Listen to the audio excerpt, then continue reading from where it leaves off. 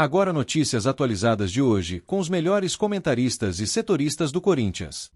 Bom, pessoal, a gente já começa com essa situação do Augusto Melo, porque a repercussão foi gigantesca, né? A partir do momento em que houve a conclusão do inquérito da Polícia Civil de São Paulo, no caso da Vaidbet, entendendo que Augusto Melo e outros diretores deveriam ser indiciados pela polícia. O que é um indiciamento? É, como diz o termo, que você tem ali alguns indícios para que haja uma denúncia no Ministério Público. E aí o promotor de justiça entende ou não se deve dar seguimento, né, ao caso e aí sim tornar Augusto Melo, especialmente Augusto Melo, que é o presidente do Corinthians, como réu de todo o processo. Ele pode simplesmente pedir que as investigações continuem, pedir mais detalhes, ou pode simplesmente arquivar o processo. Diante do apelo popular, eu imagino, e é só uma imaginação mesmo, de que esse assunto vá continuar, né? E que o Ministério Público vai dar andamento nisso, até para a gente entender até onde está tudo isso, né? Até cavar mais, né? Para saber o que mais a gente encontra por trás disso. No momento é um indiciamento. Como ele não é réu, ou muito menos condenado, é um indiciamento, mas é algo que eu já me manifestei aqui ruim, né? O presidente do Corinthians ele está sendo indiciado pela polícia, significa que não é algo positivo, ainda mais pelos crimes que ele está sendo acusado. É uma acusação, o indiciamento é uma acusação de que ele poderia ser autor desses crimes. Lavagem de dinheiro, associação criminosa e furto qualificado. É muito grave mesmo se o presidente do Corinthians estiver envolvido em tudo isso. Ele convocou uma entrevista coletiva para se defender, ao lado do seu advogado pessoal, o Ricardo Cury.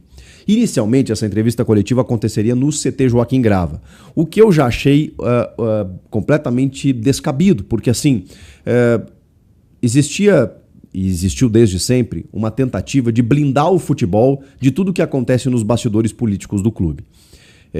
Mesmo o Augusto Melo, no meio de todo esse furacão, não queria que isso acontecesse. E aí, como que você marca uma entrevista coletiva para o mesmo ambiente de onde os jogadores estão treinando? E a gente sabe que isso afeta o elenco. Por mais que os caras digam que não. O Fabinho Soldado está fazendo esse exercício de tentar fazer com que os jogadores pensem apenas no futebol, no jogo contra o Galo, no jogo da Sul-Americana na semana que vem, nos seus objetivos, mas não tem como, gente. O presidente do clube está correndo um risco de ser impeachmentado na segunda-feira e está sendo indiciado pela polícia. O que vocês acham que passa na cabeça do jogador de futebol? E aí a gente pode dizer aqui, de carteirinha, por conversar com os atletas, com as pessoas do meio, de dizer para vocês, isso afeta sim. Os caras, eles têm o celular, gente, eles têm acesso a tudo. Se o jogador chegar na entrevista, na zona mista lá e dizer, não, a gente não sabe o que está acontecendo, é mentira. Porque isso é conversado entre eles. E eles se assustam sim.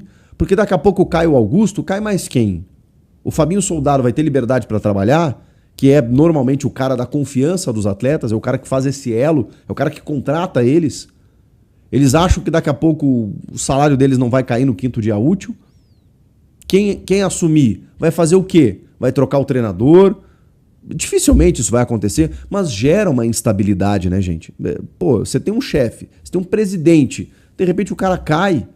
E aí, ainda mais da maneira, né, como pode ser por um indiciamento, por crimes tão graves. Vocês imaginem que o jogador não pensa nisso? Então, assim, não tem como, tá, gente? Afeta tudo. E aí a entrevista coletiva do Augusto para se defender seria no CT. Nada a ver. Nada a ver, não tem que usar a dependência do clube para se manifestar a respeito de algo que, cara, o Corinthians é vítima. O Corinthians é vítima. Porque se tudo for comprovado, independentemente de serem essas pessoas ou não, o Corinthians foi utilizado, foi usado, o clube, a instituição que tem como a razão de ser o futebol e a sua torcida, o clube foi utilizado para que pessoas saqueiem o clube, para que pessoas assaltem o clube, independentemente se forem essas ou não. A polícia e a justiça que vão definir. Mas o que eu quero dizer é que o Corinthians, em todo esse processo, em torno da sua imagem, da sua credibilidade, ela é vítima. Justo Augusto que disse que queria resgatar a credibilidade do Corinthians perante o mercado, perante o mundo da bola, perante todos. Pois bem, aí Vem um argumento da assessoria de imprensa no final da manhã, dizendo que a entrevista ela mudaria de local por conta do alto número de jornalistas credenciados. Então, essa entrevista passou para a sala de conferências lá da Neoquímica Arena, que é outro espaço do clube, vamos combinar. Mas foi lá na Neoquímica Arena, onde os jornalistas puderam perguntar ao Augusto tudo o que quiseram e ele estava lá ao lado do seu advogado. O backdrop, como a gente chama, que é aquele telão atrás, né? O backdrop normalmente é de papel, né? De pano, mas o telão, né? Com o espaço dos patrocinadores, ele estava desligado atrás do Augusto Melo e não por acaso, porque nenhum patrocinador quis vincular a sua imagem com uma entrevista coletiva de uma defesa de uma acusação tão grave como é a que está acontecendo. Então, o Augusto e o seu advogado, eles deram uma entrevista, isso são só detalhes de bastidores que a gente passa para vocês, né? Com tudo apagado às suas costas. E lá o Augusto Melo, obviamente, se defendeu, se disse indignado com as acusações, disse que não deve nada para ninguém e nem passou pela sua cabeça renunciar, porque isso foi algo que surgiu de ontem para hoje, de uma possibilidade do Augusto renunciar ao cargo, se afastar do comando do clube para que todas as investigações continuassem de uma maneira mais sóbria e tranquila para preservar a credibilidade do clube. E ele em nenhum momento pensou nisso, afirmou isso nessa entrevista e disse que, como não deve nada, não vai renunciar. A Gaviões da Fiel, principal organizada do Corinthians, que já soltou a mão do Augusto, a gente já falou sobre isso, dizendo que não se oporia a um processo de impeachment mais recentemente, e ele está marcado para a próxima segunda-feira, pediu, inclusive, numa manifestação, que o Augusto renunciasse. Outras torcidas vieram atrás. Das que eu vi, a Gaviões e a Estopim, mas acredito que outras também se manifestaram a respeito disso. Existe uma possibilidade de outros diretores também saírem do comando do clube caso o Augusto não renuncie, mas ele foi taxativo e disse que não irá renunciar. Ele entende como uma manobra política que estão fazendo para derrubá-lo. E ele está no seu direito, existe a presunção de inocência, o indiciamento não é uma condenação, é sim uma acusação, um indício de que ele poderia cometer esses crimes, mas ele se defende dessa maneira.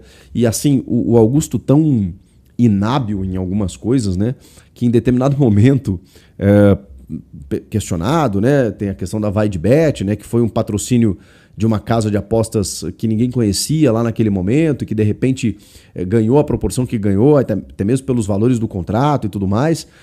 Aí em determinado momento ele usa a seguinte frase: eu não uso bets, não gosto, não tenho esse vício, não apoio. E assim, tá tudo certo, ele tem esse direito e realmente a gente tem que, enfim, entender as pessoas nesse sentido. Agora, a patrocinadora master do clube atual também é uma casa de apostas. Então, faltou um pouquinho de habilidade do presidente nesse sentido aí também, entre outras frases que ele proferiu durante a sua entrevista coletiva. O fato é, ele não vai renunciar. Segunda-feira tem o processo, a votação de impeachment, e ele saindo do cargo, né, sendo destituído, que eu acho que é uma tendência pelos últimos acontecimentos, o Osmar Stabile, o primeiro vice, assume de maneira provisória, até que o Conselho Deliberativo marque uma Assembleia Geral para que o associado ou referende ou devolva Augusto Melo ao poder. Vamos imaginar aqui no cenário de que o associado referende o impeachment e Augusto esteja fora do Corinthians, haverá uma nova eleição para que esse novo presidente conclua o triênio, ou seja, nos 2 anos seguintes aí, até aí sim, uma nova eleição que deve acontecer. Então, esse é o processo, esse é o trâmite que está acontecendo no Corinthians. No meio de tudo isso, tem o jogo contra o Galo, um jogo importantíssimo, porque as duas equipes estão separadas por 2 posições, é isso? O Galo é 9º, uma posição, e o Corinthians 8º, e os dois têm a mesma pontuação, inclusive, 13 pontos. Ou seja, um jogo que define ali quem vai e quem fica. Muito cedo ainda no campeonato, mas importante para você pontuar pensando lá na frente. Jogo na Arena MRV, 9 da noite, e o Corinthians com retornos fundamentais, importantíssimos, essenciais. Trata-se de Memphis Depay, Rodrigo Garro e o lateral Mateuzinho, que também está de volta depois de um edema na coxa. O Memphis, aquela lesão no tornozelo, ele ficou 3 partidas de fora, tratando para voltar. Acho até que ele teria condições de ser titular, tá? Mas a gente vai tentar montar uma escalação. E o Rodrigo Garro, retornando depois de 2 meses, se eu não me engano, da sua tendinopatia patelar. Ele vai demorar um pouquinho para entrar em forma e antecipando o seu retorno ao que todos previam, né? Ele voltaria no dia 1º de junho apenas contra o Vitória. Tá voltando aí praticamente uma semana antes, o Rodrigo Garro, provavelmente relacionado para o banco de reservas e podendo ganhar alguns minutos. Ou pelo menos, sei lá, já começando a ser relacionado com a turma e tal, a se entrosar.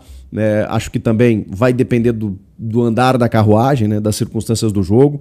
Vai que o Corinthians, sei lá, abre um 2-0 contra o Galo, tem um jogo tranquilo, não precisa do Garro, né? Agora, numa situação um pouco mais delicada, talvez o Dorival utilize ele por alguns minutos. Enfim, mas Garro e Memphis de volta é uma senhora boa notícia. Se não a pleno para esse jogo, significa que na sequência o Corinthians vai ter o que há de melhor à disposição. Aliás, só o Gustavo Henrique está fora por uma lesão. De resto, o Dorival tem todo mundo. E de que maneira ele escala esse time? Porque ele tem o Huracan terça-feira fora de casa, precisando ganhar, pensando na Sul-Americana. O Corinthians quer a Sul-Americana, está pensando na Sul-Americana, vai escalar titulares na Sul-Americana, vai preservar no Brasileiro ou vai focar no Brasileiro e fazer o contrário na Sula? Não sabemos ainda, não sabemos o que pensa o Dorival. Mas tentando montar esse time, ele tem feito muito o seu 4-1-4-1, né? Uma linha de 4, 5 defensores não, né? Volantes, meio-campistas ali, e deixando o Yuri mais isolado no ataque. O que eu não concordo, mas é uma medida que o Dorival tá adotando, com o Ranieri mais à frente, com o Maicon de primeiro volante. Essa é a ideia que o Dorival tem utilizado. Será que ele pode, e aí eu acho que é o que ele deveria fazer, pelo menos começar com o Memphis mais próximo do Yuri, nem que seja o Romero, nem que seja o Tales, se bem que ele utilizou o Romero no último jogo e o Romero não foi esse cara mais próximo do Yuri, porque tudo é uma questão nominal, mas aí quando você vai olhar dentro de campo, ela se desenvolve taticamente. Então daqui a pouco quando você olha a escalação, 4-4-2, Romero e Yuri no ataque. E aí você vai ver o Romero tá jogado lá na ponta direita, na lateral direita praticamente, quase como um ala, e o Yuri está isolado lá na frente. Então não representou essa proximidade que a gente imaginava do Romero próximo do Yuri. Se ele escalar o Memphis, aí sim. Aí eu acho que muda realmente a configuração, porque aí nós estamos falando de um cara que naturalmente se aproxima do Yuri, fica próximo da área. E foi inclusive onde o Dorival disse que ele rende mais. Palavras do Dorival. Quero usar o Memphis onde ele funciona mais, onde ele rende mais, que é próximo da área. Então, nessa aproximação Memphis e Yuri, o Memphis jogando, aí a gente já tem um pouquinho mais de entrosamento, de tabelamento, e se tiver o Rodrigo Garro, então não vai ter desde o início, acho muito difícil. Mas se tiver aí, aí você tem um esboço do que aconteceu no ano passado, quando esses 3 conquistaram, foram responsáveis por 9 vitórias consecutivas. Mas vamos lá, eu imagino que o Mateuzinho, por exemplo, que ficou um tempinho também, 2 jogos, né, fora por lesão, deixa o Félix Torres. Dá uma sequência pro Félix Alberto Torres, né? Tá jogando demais o Félix Torres na lateral. Dá uma sequência pro cara, vai que, né? Até porque aí você pode usar o Carrilho mais à direita, o José Martínez e tal, né? Fazer o que ele gosta de fazer na profundidade pelo lado direito do campo. Deixa o Félix Torres ali, ele tá indo bem, jogo fora de casa, você precisa ser um pouquinho mais cauteloso, não digo defensivo, mas cauteloso. Vamos lá, Hugo Souza, Félix Torres, Angileri, o André Ramalho e o Kaká, que estão formando uma boa dupla nesse momento, nesse instante, com uma solidez. Vai pegar um adversário mais difícil do que dos últimos jogos, também isso é verdade, porque nos últimos jogos, né, Novo Horizontino, Racing do Uruguai, o Santos, que não oferece tanto perigo assim, né, a gente tá vendo. Então, assim, é o adversário mais complicado do Corinthians nesse recorte recente. O Atlético Mineiro fora de casa. Mas vamos lá. André Ramalho, Kaká e Félix Torres, Angileri. E aí o meio de campo que eu, né, imaginaria como Ranieri, Carrilho, Bidon, Coronado. Não me parece. Então, vamos lá. Maicon, primeiro volante. Ranieri, Carrilho, Bidon, Coronado e Yuri. 4-1-4-1. 4, linha de 4, 1, Maicon. 4, Carrilho, Ranieri, Bidon, Coronado. Com o Maicon sendo esse primeiro volante e Yuri sendo o centroavante. Vocês estão